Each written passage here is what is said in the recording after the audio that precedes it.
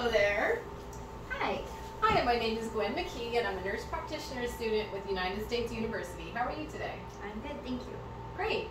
Well, I'd like to get your permission today to do a musculoskeletal exam and upload it as unlisted for my instructors to grade. Do I have your permission? Yes. Okay, wonderful. So I'm going to go ahead and clean my hands with some hand sanitizer before beginning. And before we begin, do you have any pain today? Nope. All right, wonderful. So I'm going to go ahead and begin by inspecting your hands and your fingers, okay?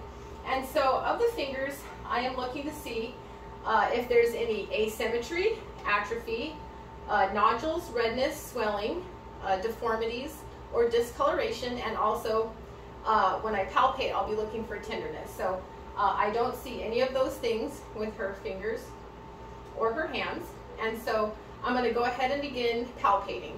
And I'm looking for crepitus, fluid, heat, any nodules or swelling or tenderness while I'm palpating.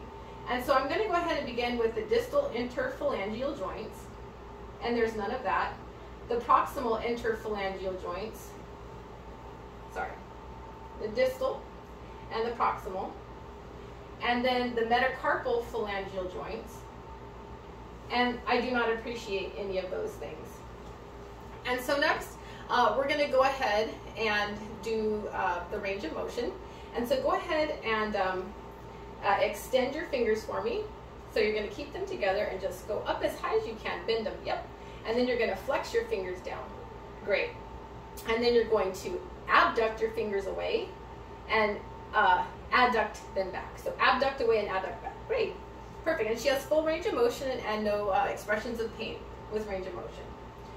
And so next we're going to go ahead and move on to the wrists. And so for the wrists, again, I'm inspecting for any asymmetry or atrophy, any deformities, discoloration, nodules, redness, or swelling, and I don't appreciate that. And then also I'm going to palpate, and I'm palpating the metacarpals here, and then I'm palpating the carpals. And there's no crepitus, there's no fluid, there's no heat, there's no tenderness, pain, nodules or swelling with palpation either. And then I'm going to go ahead and we're going to do range of motion of the wrist. So go ahead and extend your wrist to 90 degrees and then flex your wrist to 90 degrees. Great. And then I'd like you to do, if you want to put your hands up like this, you're going to do abduction, which is radial deviation. And then you're going to do adduction, which is ulnar deviation. Great, and she has full range of motion with no expression of tenderness or pain. And then we're going to go ahead and do some specialty tests for carpal tunnel or median nerve damage. And so I'd like to do the Tyndall sign, if I may, where I extend the wrist here, and then I tap with my third finger on the median nerve. And if she experiences any radicular nerve pain or paresthesias on the palm or the thumb, the index finger, the middle finger, or the lateral half of the fourth finger on either side, of course I would do this bilaterally and compare, then that would be a positive Tyndall sign for median nerve compression. Okay, and then also for testing the same thing, medial nerve compression, I would have her do the Phelan test, and you put your hands sort of in a prayer position, and then you would push together for 40 to 60 seconds. And if you have all those same findings that we just mentioned earlier, that would be positive for median nerve compression as well. Great, thank you. And then we're going to go ahead and move on to the elbows. So first I'm inspecting the elbows, and I do not appreciate any asymmetry, atrophy, deformities, discoloration, nodules, redness, or swelling. And those are all normal findings. And then I'm going to go ahead and palpate. When I'm palpating, I'm palpating for crepitus, fluid, heat, nodules, redness, swelling, nodules, swelling, or pain, expressions of pain or tenderness. And so I'm palpating here on the olecranon processes, and there's none of that. And then I'm palpating here on the lateral epicondyle, and here on the lateral epicondyle. Okay. There's none of that, and that also is the area of tennis elbow. And then I'm also palpating here on the medial epicondyle, and this is the golfer or baseball elbow. and I do not appreciate any of that. Here on the medial epicondyle, and I do not appreciate any of those things. And then here on the extensor surfaces of the ulnas, both the right and the left, again, I do not appreciate any of those things. And so we're going to go ahead and move on to the range of motion of the elbows. So I'd like you to extend your elbows, and then flex your elbows, great, and then extend them again. And this is supination, and your fingers are kind of straight. And then this is pronation, great. And she has full range of motion with no expression of tenderness or pain. And then we're going to go ahead and move up to her shoulders. And for the shoulders, first I'm inspecting bilaterally, comparing the right and left for symmetry. And I'm also inspecting anteriorly, and then also I'm going to inspect posteriorly.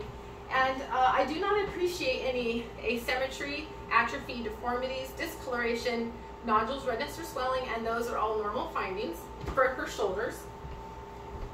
And then also I'm going to be palpating, and as I'm palpating, I'm seeing if I feel any crepitus, any fluid or heat, tenderness or pain, or nodules or swelling with palpation. And my hands are a little cold, so I'm going to warm them up for you. So I'm going to begin with the sternal notch here, okay? And moving on along the clavicular line to the acromioclavicular process.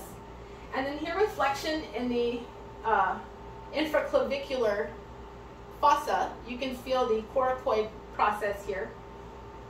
And again, here on the other side, the coracoid processes. Okay, great. And then moving along here, you can feel the subdeltoid bursas. Okay, and then here the biceps groove. And again, the biceps groove here. All right, and then as she rotates her shoulder, you can feel the tubercles of the humerus. All right, and that's great. And she has no expression of tenderness or pain there, and that's all normal. Okay, and then of the shoulders, we're going to go ahead and do the range of motion. And so I can have you stand for this one. And then if you kind of want to just face this way, alongside the table, perfect. So what you're going to do is, you're going to, let's see if I can do this in front of you here.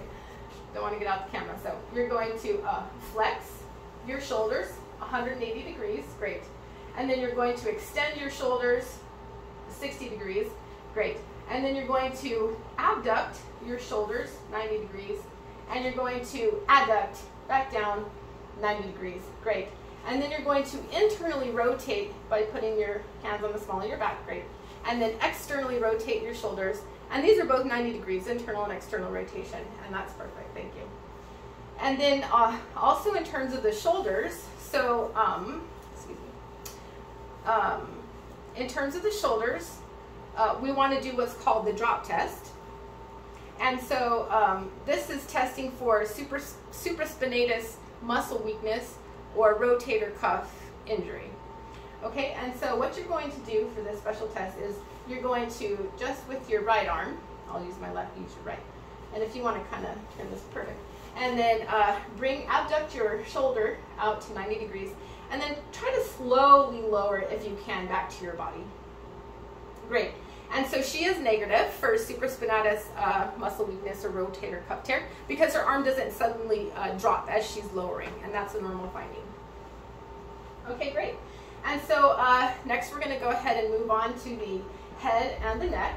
And so first of all, on inspection of the head and the neck, I noticed that her posture is upright. And then since she's standing here, I also noticed that she has no plus planus. Of course, this doesn't have to do with the head or the neck, but you do want to look at that while she's standing. And so no flat-footedness, and those are normal findings. And then I'm also inspecting for the head and the neck, the skin and the cranium and the cervical spine. And also before I was inspecting the bone and the skin and the joints as I was inspecting for all those things. And so I'm inspecting and I'm seeing first that there's no asymmetry, there's no atrophy here. And I'm looking anteriorly, and I'm looking laterally, and I'm also looking posteriorly at the head and the neck. And there's also no discolorations or deformities. There's no nodules, redness, or swelling, and these are all normal findings. And then I'm going to go ahead and start palpating. And so we're going to begin with the temporal mandibular joint. And so as I'm palpating, what I'm looking for is any crepitus, any fluid, any heat, any tenderness or pain, nodules or swelling. So go ahead and open your mouth for me. And I do not feel any of those. Then go ahead and open and close a couple times. Great, great. And then also with the jaw, if you want to open your mouth and then move your lower jaw side to side. Great. And also no findings there. And then she would do the maximal mouth opening test in clinic where go ahead and she would insert vertically the 3 fingers in her mouth. This causes her a little discomfort, so we're going to forego that today.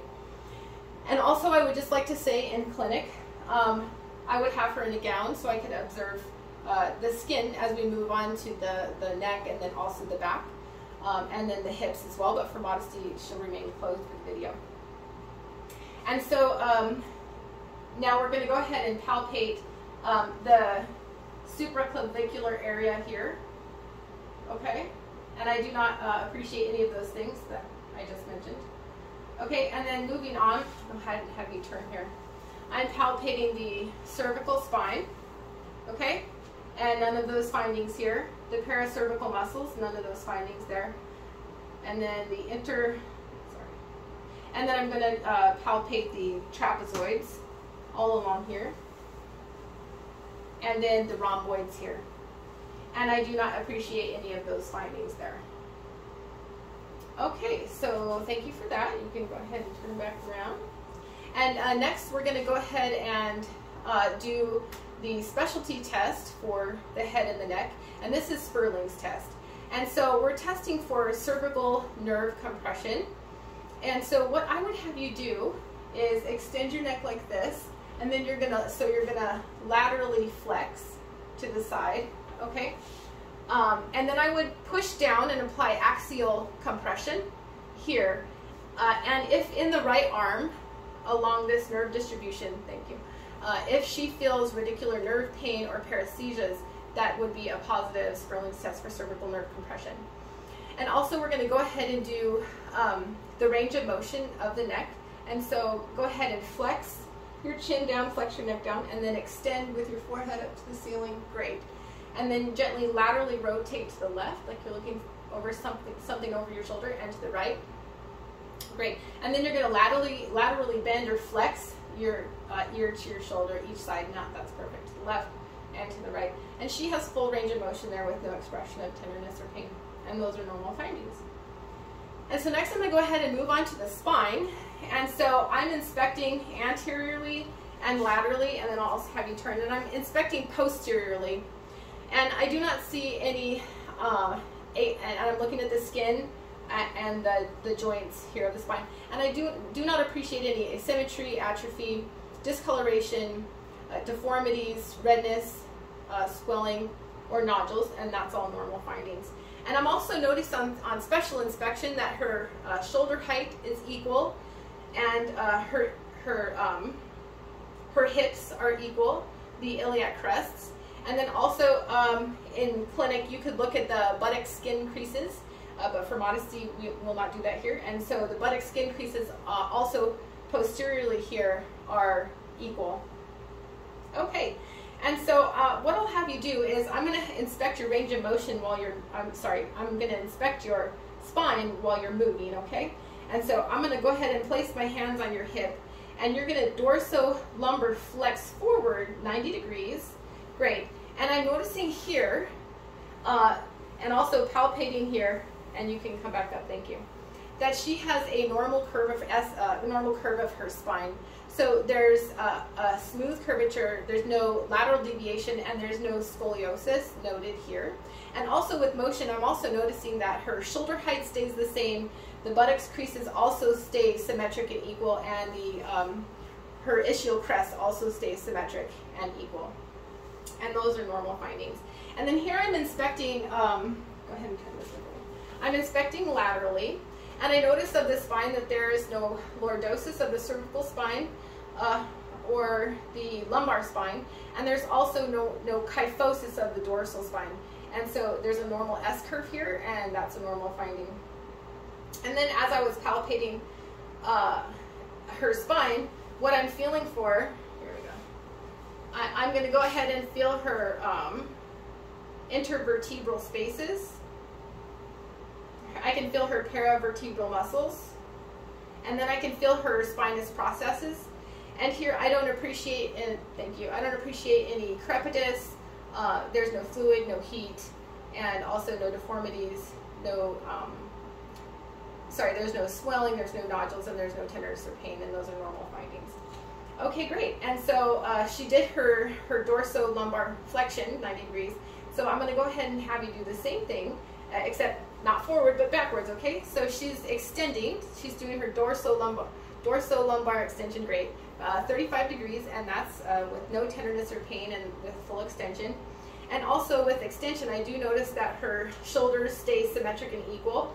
Her iliac crest stays symmetric and equal, and her buttocks skin folds also stay symmetric and equal, and those are normal findings there. Okay, and then we're also going to go ahead and do the rest of the spinal range of motion. And so if you want to kind of turn back this direction, perfect, thank you. And so what you're going to do is you're going to laterally bend to the right or left, great, 35 degrees, and then the other side, 35 degrees, great.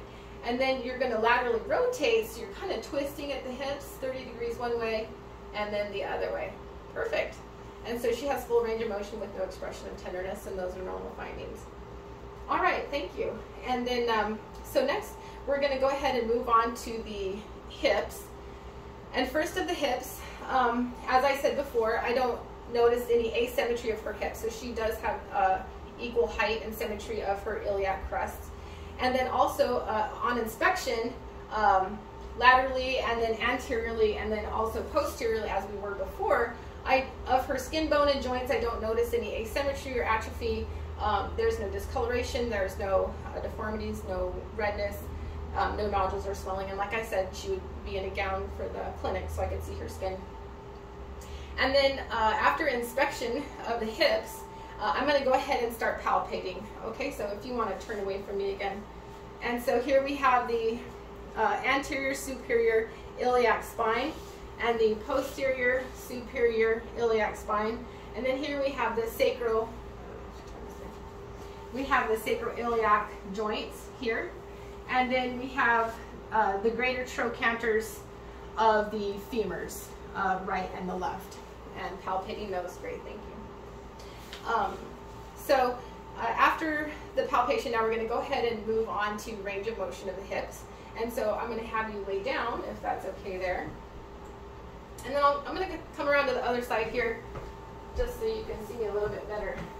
And so again, I'm noticing that the hip height is symmetric as she's lying supine. And then we already did the inspection of the hips, so now we're going to continue on with the range of motion of the hips. And so the first thing that I'm going to do is we're going to do active and passive.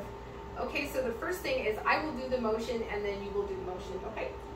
And so I'm going to begin by externally rotating her hip 45 degrees and internally rotating her hip 45 degrees. And go ahead and do that on your own. External rotation 45, internal rotation 45, great. And then we'll do it on the other side, okay? So we have external rotation and internal rotation, 45 degrees. Wonderful, and you go ahead and do it on your own. Great, so she has a full range of motion with no expression of tenderness, and those are normal findings. Okay, and so next we're gonna go ahead and flex.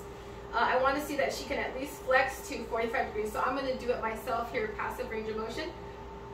Flexing the hip up and back down, and flexing the other up and back down, and you can go ahead and do that on your own there. And then you can see she has full range of motion here with no expressions of tenderness. And this is also the straight leg test. So as I flex her leg at least 45 degrees, she doesn't express any pain. And if she did, that would be an indication of sacroiliac or hip disease along the sciatic nerve there, and that's normal for her. And so moving on, we're going to go ahead and extend your hip. So if you want to flip over onto your tummy, and then I'll do the motion first and you do it second, okay? Okay. So we're going to keep your legs straight if you would, and I'm going to go ahead and extend your hip, and then extend your other hip, and then if you want to do that on your own there, great. And she has full range of motion with no expression of pain, and that's normal, and you can come back onto your back, thank you. And then we're going to go ahead and do abduction and adduction. And so I'll do the motion first and then you can do it after me, okay? Okay.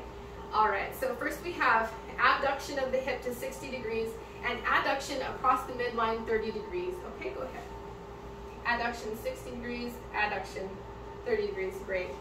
And here we go again. We have abduction 60 degrees and adduction 30 degrees. Go ahead.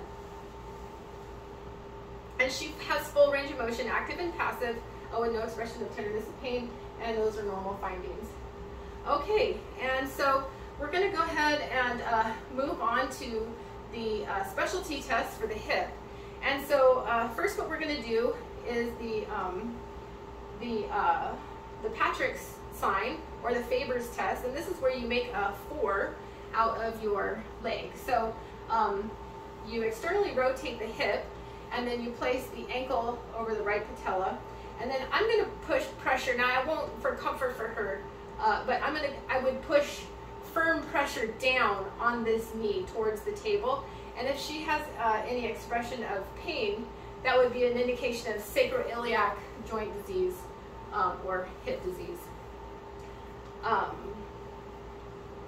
Great, and then I would also do it on the other side, and I would just indicate, I would look for symmetry and equality, and that would help me. So we can go ahead and do that. So I do like this, and then I would press down. And that's the Patrick sign, or Faber's, or the number 4 test. Okay, and then moving on to the Thomas test. So I would hyperflex the hip and the knee, bringing the knee up to the abdomen, and I would be looking for hip flexor contractures in the right hip there.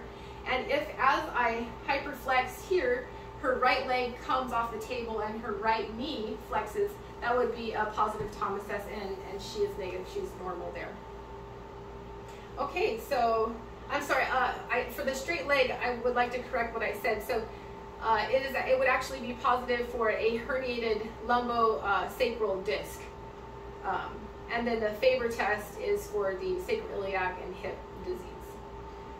So great, so I believe we are done there. And then the Thomas test, like I said, we would do bilaterally in clinic as well. And so we can just do that now. So we would hyperflex here and watch to see if the knee comes off the table. And perfect, that's for looking for hip flexor contractures. Okay, wonderful. And so next, if you're okay to lay there, we're going to go ahead and move on to your knees. Okay. Okay, thank you. And I'm inspecting the skin, the bone, and the joints. Like I said, in clinic, she would have her gown on. And I'm looking and I'm noticing that there's no asymmetry, there's no atrophy, there's no deformities, there's no discoloration, nodules, redness, or swelling. And then also, for special inspection, I'm noticing that there's no varus or valgus malformations. And then I'm going to go ahead and palpate. And as I'm palpating, I'm looking for any crepitus, fluid, heat, nodules, swelling, or tenderness. And so I'm palpating the suprapatellar pouches here, and I'm palpating the sides of the patella. Okay, and then I'm palpating the popliteal fossas here, and I'm also noticing that there is no Baker's cyst. That would be from a possible sign of trauma there. And so those are all normal findings. And then I would like to go ahead and do the range of motion of the knees.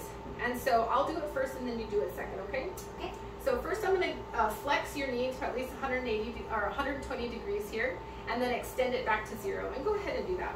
So flex and extend, perfect. And then we're going to flex the knee to 120 and extend back to 0. And you can go ahead and do that.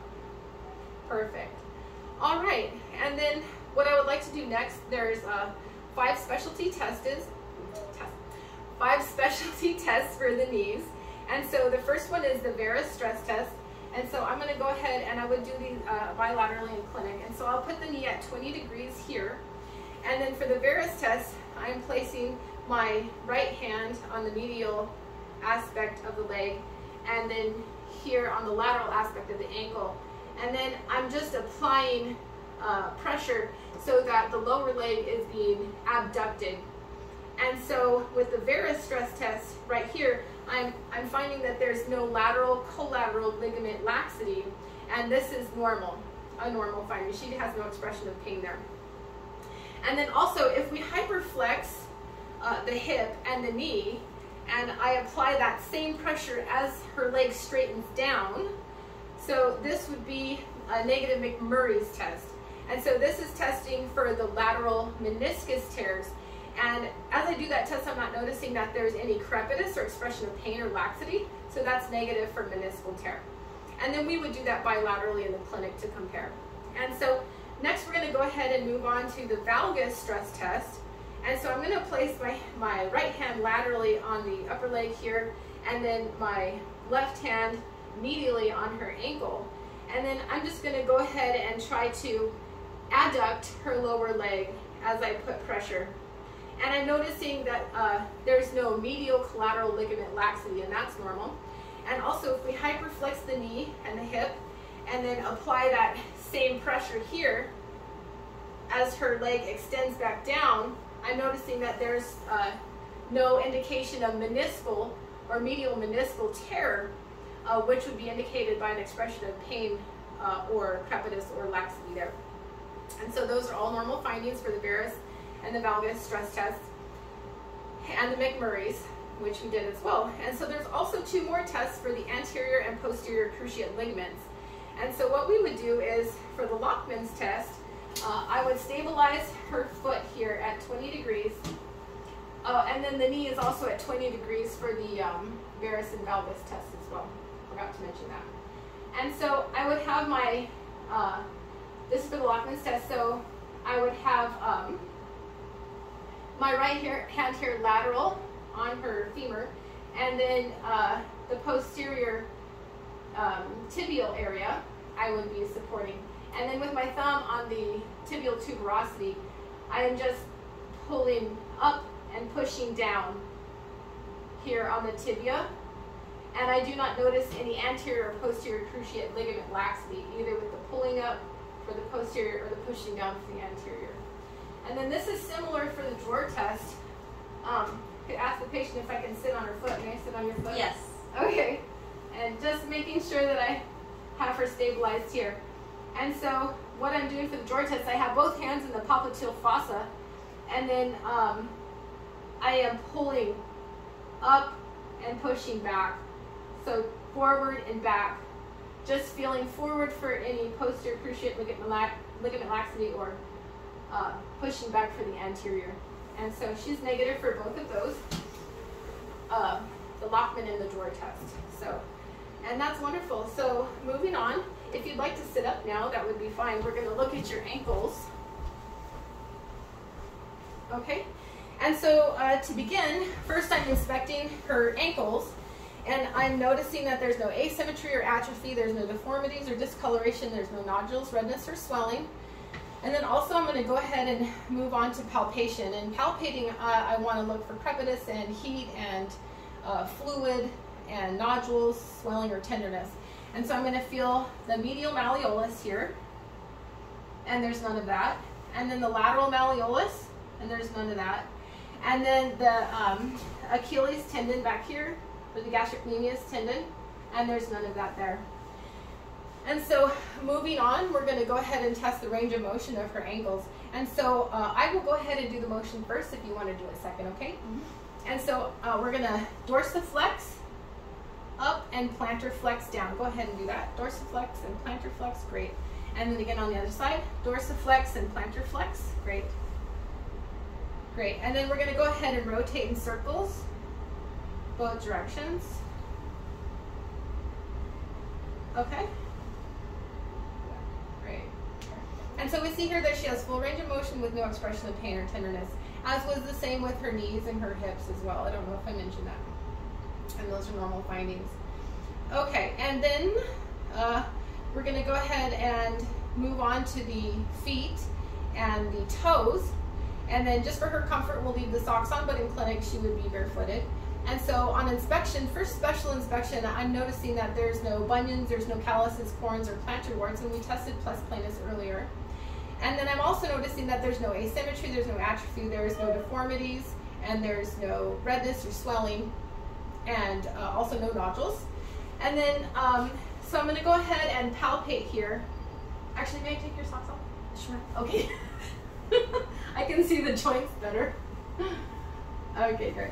So palpating the distal interphalangeal joints, and I do not feel any crepitus, I do not feel any heat or tenderness or nodules or fluid. And the distal interphalangeal joints here. Okay, great. And then also palpating the metatarsophalangeal joints, and then the metatarsals here. Okay, great. And then I'm also noticing on the plantar surface, there's no Morton's neuromas on the metatarsal plantar surface.